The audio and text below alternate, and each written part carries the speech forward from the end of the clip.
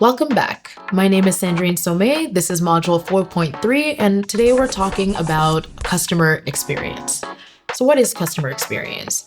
It essentially just means all the different touch points that make sense with your brand. So, again, like we talked about in previous modules, whether that's first impressions with how your store design looks, how it feels when they walk in, your loyalty program, the way that your employees speak to people, this is all considered customer experience design. And what that does is really boost loyalty. It also allows you to differentiate from competitors in different sectors or same sectors as you, and also just leaves a good impression. So when we really think about what that looks like once you've actually entered a shop, there's different things that you can do to optimize a space. If I walk into a business and it's really cluttered, I don't know where everything is, then it's a really difficult experience to shop. And everything should be driving towards ease and really towards selling. So one big thing that you can do is make sure that your store design and layout is clean, optimized for sales, optimized for a seamless checkout experience, right? So that means whether you're doing things on the shelves and it's close to other objects, then you want to make sure that nothing is clashing, that the color schemes make sense, and that's all called merchandising.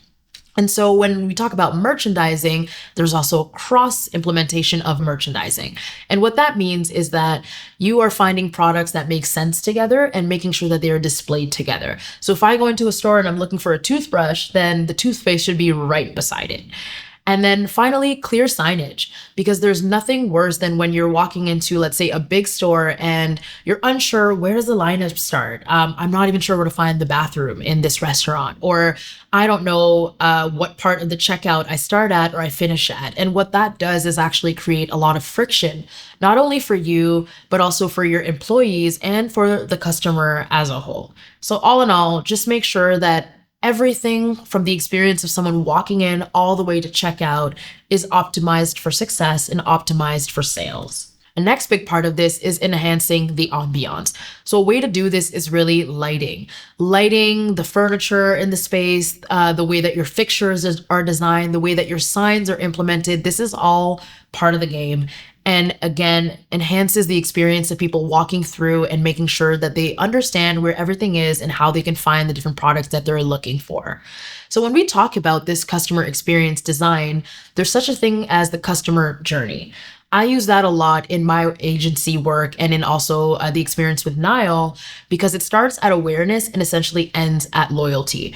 And what this speaks to is the different funnels and parts of the journey that people can find themselves in as they relate and interact with your business. So starting off at awareness, this is everything to do before they even know that you exist. So this could be, how do they hear about you? How are they finding you? Are they just walking down the street and they happen to see, oh, this is a good looking business, I should try it out? Are you advertising on social media? Are they seeing an ad? Did they hear about you through a referral? This is all part of the awareness stage.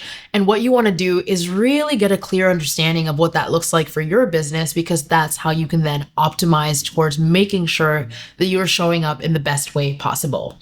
Once they have heard about you, you're moving to consideration. And so what consideration means is they've stepped foot into your store, they're browsing, and they're maybe considering purchasing. So what you can do in this phase is, again, like I mentioned, make sure that you are showing up with your best foot forward and that your employees are greeting people once they walk in. When you think about customer experience design in the consideration phase, a big part is think of different Japanese restaurants. When you walk in, they make sure to greet you. Everyone, all the staff make sure to greet you. And that is a warm welcome to the space that is really part of their culture. So can you find ways in your business where in the consideration phase, as I walk in, as a person who's never been in here before, you're making sure I'm feeling welcome, you're making sure that I'm finding everything that I need, because that will move me to the purchase phase. And so the purchase phase, the biggest thing that you can do here is ensuring that you have a seamless checkout experience. And so if I'm ready to purchase and I'm not waiting in line for 10 minutes, your staff isn't telling me about your return policies or different things that I should consider. These are all things that may cause friction. And yeah, I may purchase because I need the item now, but I might never come back. And so making sure that you're really showing up at that phase is important. And then the next phase is post purchase, which is probably the one that everyone forgets and neglects, but post purchase really ensures that you keep retention, that people are coming back to you over and over and over again. Because as I've mentioned multiple times in this series, 80% is dictated by the 20. So you want to make sure that that post-purchase funnel that you're either could be sending out a thank you note. There's some people where on their birthdays, they get a little email and it says, hey, we have a discount for you in store. Make sure to come by.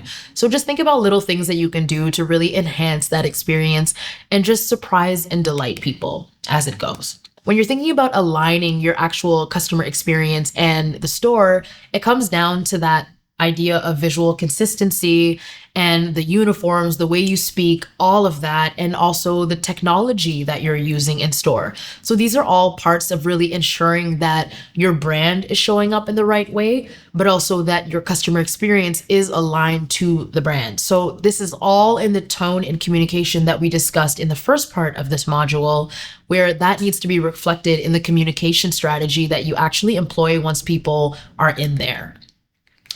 Another big part of this is the actual, not just the atmosphere, but the way that you're using your store to promote certain things. So for example, at Nile as a coffee shop, if people are coming in and I really want to make sure that they get that enhanced experience, maybe we could offer a cupping session, right? You come in, you're saying, hey, I've never tried this product before. We can give you a taste. Similar to how you go to a different restaurant, and if you're ordering a wine, they'll say you can try the different ones until you really get a taste of something you like, and then you purchase it.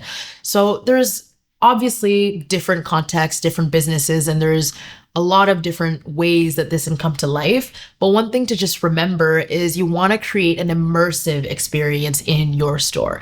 You want people to walk in and feel that they've entered a different world, a different ecosystem, and that's all part of how your brand comes to life. So again, whether it's a cupping session or our sample packs that we have for people who are at that consideration phase, they come in and we say, hey, we have a sample pack for you, which is a smaller version of our retail bags of coffee that we hand out to them. And then they may go home, try it, love it, come back and actually purchase. So it's just different ways of impacting your consumer to really feel that you're treating them like someone special every time that they come in store. We've spoken about loyalty a lot throughout this, but I think loyalty goes beyond just a card that you hand to someone saying on the 10th cup, you'll get a free coffee on us. Loyalty can be a VIP experience. Do you have a VIP program or a loyalty program that actually counts points, tracks things? And this is where merging that like digital component of your brand will come into play. Many POS systems and companies actually offer this, but it's not always something that we tap into. So make sure to look at who your providers are when it comes to a POS standpoint, or even just physical ways that you can do this that are not digital, where you are treating people who are repeat customers by creating a VIP experience or an actual loyalty experience where they know that every time that they interact with you, they're gaining more and more and more, and they're incentivized to come back. And then finally, customer feedback. This is another great way of getting information from your customer, but also incentivizing them in different ways. Think of different restaurants that you go to, like a Wendy's or a Burger King or a McDonald's. At the bottom of the receipt, sometimes they'll have, hey, if you have information for us, or if you want to give feedback, we'll happily give you a discount on something. So this is really where gathering that feedback is an important way, where you could also even do this on social media. It doesn't have to be on the receipt. There's so many different ways that you can, but social is a great way to do a poll and get live feedback saying, hey, we think we're going to drop this product, or hey, we're trying out this new thing. Do you guys like it? Do you hate it? Do you have some feedback for us? Do you have any opinions? And this, again, just makes people feel like they're part of your community. It makes them feel that you value their opinion and that they're actually building this company and this brand with you, seeing as they are the consumer that you're actually going after. And so when you're thinking about ways to enhance that customer experience, like we spoke about, there's a couple ways that involve, again, like I mentioned, digital strategies that'll actually just make this more efficient and scalable across the board. So CRM, which is essentially just customer relationship management, that is where, like we spoke about previously, your email marketing, making sure you're getting phone numbers, emails associated to a customer profile. You can track this and really see the metrics of, hey, we're noticing that these groups of people are shopping more here. So then you can tailor messaging on email to actually send out different drops based on customer profiles and how they are interacting with your business. So this is a really important one. Loyalty apps, like we spoke about. This can be whether with your POS system, or there's a bunch of online companies and softwares that don't cost too much where you can really build out this funnel. And I promise you, it's going to help boost actual sales and engagement in store, because people will feel like they're resonating with you. And finally, automated follow-ups. There's nothing better, like I mentioned, than on a birthday, sending a little thank you, or immediately they purchased with you, they get an email saying, hey, thanks for stopping by. Here's a little piece of content on how you can use the product that you actually just purchased with us. These little things do really go a long way. Now, a little audit. So an audit just means we're going to outline different ways that you're interacting with your customer at different touch points and finding, hey, am I doing a good job? Could I be doing better? So this isn't meant to implement all at the same time, because again, you are the expert in your business, and running a brick and mortar retail operation is already an incredible feat. Adding all of these layers and complexities can take a lot of time, so you should just do them as it makes sense and then try to implement one little touch point here and there, one little thing that you can elevate that will really go a long way. Another thing that you can do again is customer service reflection. So this is really where you ask your staff or your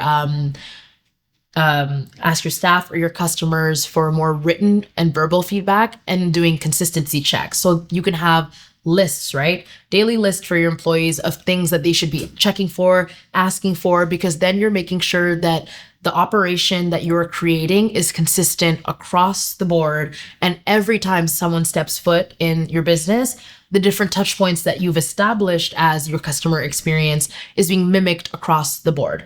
A great example of a brand that does this is Starbucks, for example. You go into a Starbucks and everywhere in the world, you will get the same experience at this Starbucks, because that is something that they are very adamant about. And that is what they have built the basis of their business on. So that ends our module. And I hope you have a lot of fun with this audit. Don't take it too seriously. Just try to do what you can in the moment and just really reflect. Thank you.